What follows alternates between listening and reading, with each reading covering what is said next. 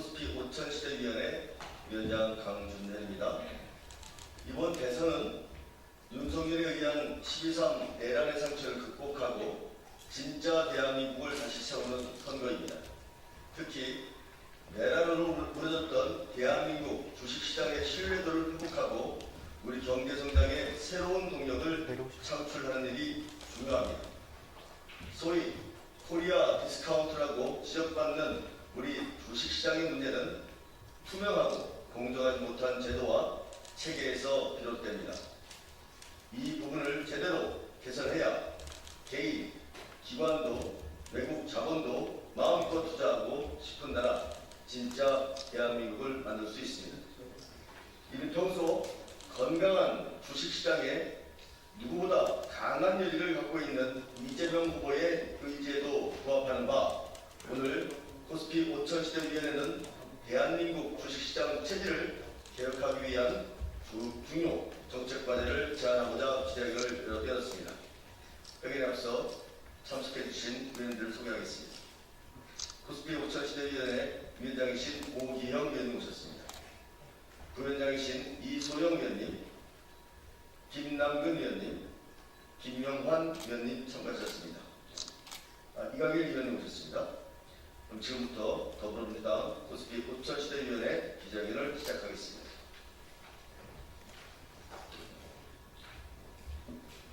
네, 오기영 의원입니다. 코스피 오천시대 자본시장 신뢰 회복에서부터 출발합니다. 안녕하십니까. 더불어민주당 선거대책위원회 산하 코스피 오천시대위원회입니다. 오늘은 코스피 오천시대를 위한 정책 제안을 말씀드립니다. 1989년 3월 31일 코스피 지수는 처음으로 지수 1000을 기록했습니다.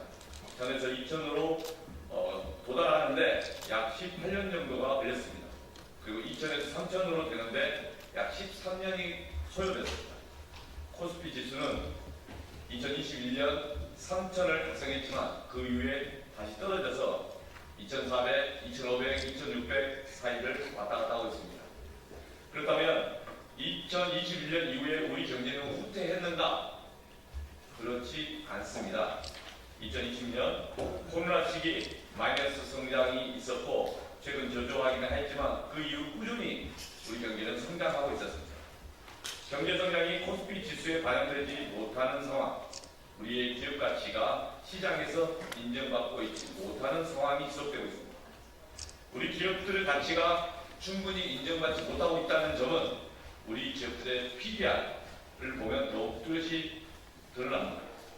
PBR이 1보다 작은 경우 그 기업의 주가는 자산 가치보다도 못 미치는 것으로, 즉 저평가되어 있는 것으로 판단할 수 있습니다. 2024년 말 기준으로 해서 우리나라 증시의 평균 PBR은 0.93입니다. 주요 선진국 증시의 경우에 PBR 3.38, 신흥국 증시의 경우 PBR 1.82에 비교가 됩니다. 우리나라 코스피 상장사 중에서 PBR 1 미만인 기업이 67%에 이른다는 이야기도 있습니다. 우리 상장 기업들의 PBR이 선진국 증시의 평균인 3을 넘으면 우리 코스피 5천도 우리 먼 미래 이야기는 아닐 것입니다.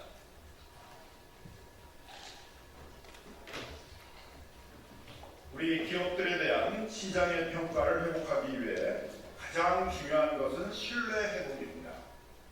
국장 탄출은 진흥순이라는 말은 지금 우리 시장이 갖고 있는 불신을 단적으로 보여주는 말입니다. 윤석열 정부의 자본시장 정책은 어땠습니까? 밸류업은 최대주주 상속세 깎아주기로 변주되었고 지배주주 개선에 관한 내용이 쏙 빠져서 속빈 강정이다, 이런 빈말을 듣고 있습니다. 12.3 내란 사태로 약 일주일 사이에 코스피 코스닥 시총 약 144조 원이 증가를 했습니다. 지배구조 개선의 첫걸음으로 이사의 주주에 대한 충실함을 포함한 상법 개정안에 대해서 거부권을 행사해서 제도 개선을 막았습니다. 새 정부의 자본시장 정책은 이제 달라져야 합니다. 주주의 정당한 이익이 보호될 것이라는 신뢰, 자본시장 투명성에 대한 신뢰, 시장이 앞으로 성장할 것이라는 신뢰를 축적시켜야 합니다. 그러면 우리 주식시장은 가치주로 가득 찬 시장으로 매력적인 투자처로 부상할 것입니다.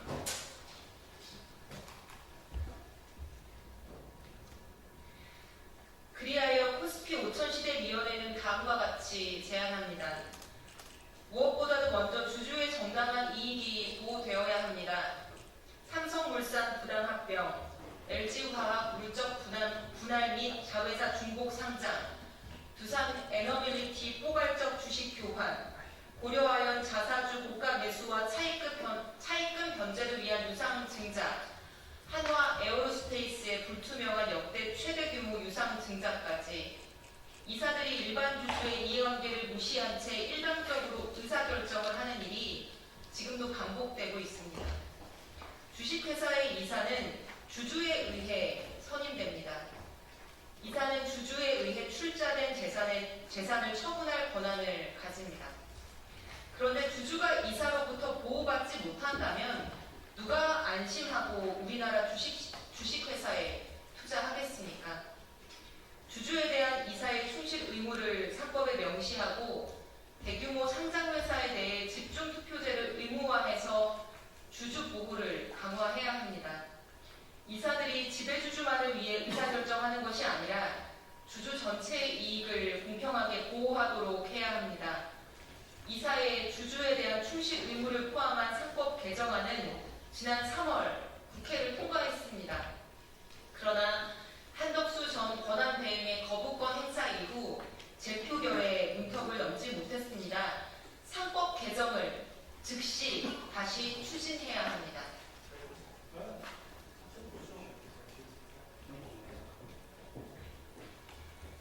다음으로 자본시장의 투명성을 제고해야 합니다.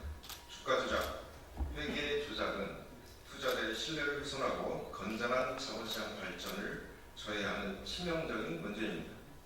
이제는 단원 조치로 불법 행위자들을 시장에서 완전히 퇴출시키고 투자자들이 안심하고 참여할 수 있는 투명하고 공정한 거래 환경을 구축해야 합니다.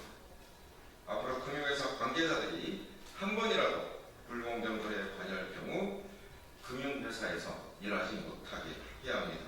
그리고 현행 10년의 공소시효를 더 길게 연장해서 언젠가는 적발되고 처벌된다는 경각심을 일으킬 필요가 있습니다.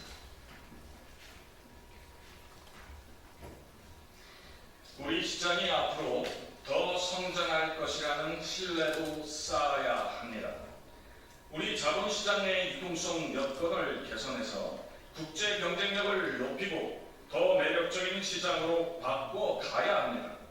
MSCI 선진국 지수에 편입되면 그 지수를 따르는 막대한 투자 자금이 국내 증시에 유입될 것입니다. MSCI 선진국 지수 편입을 위해서 글로벌 스탠다드에 부합하는 제도 개선이 이루어져야만 합니다. 또한 2023년 기준 국내 상장사 약 41%가 돈 벌어서 이자도 갚지 못하는 상황이었다고 합니다. 투자자들이 기업 가치를 손쉽게 평가할 수 있도록 상장시장의 구조를 경영성과 중심으로 따르도록 개편하고 시장 특성에 맞는 상장 유지 요건을 적용하는 방식을 도입할 필요가 있는 것입니다.